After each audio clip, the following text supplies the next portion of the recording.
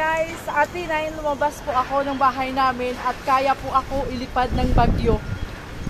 Ang lakas-lakas ng hangin. Magpo-cross ako dyan. Kita nyo yan? Kasi ano yan eh, sa dagat. So magpo-cross ako dyan. Kita nyo yan, yung babae.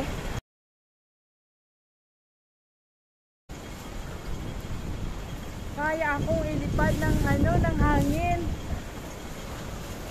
Grabe, tingnan nyo yan, oh. Ang lakas-lakas.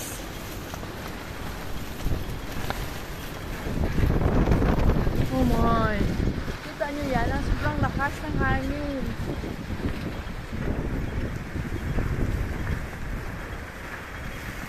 So, tatawid ako.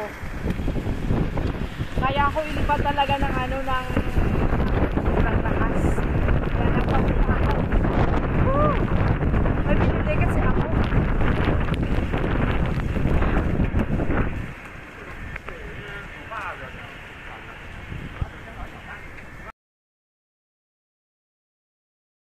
Pa lang siya, papasok pa lang siya, pero grabe na yung grabe na yung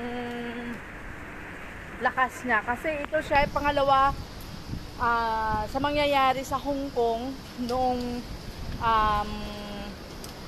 40 years ago. Nangyari yung pinakamalakas na na typhoon dito sa Hong Kong.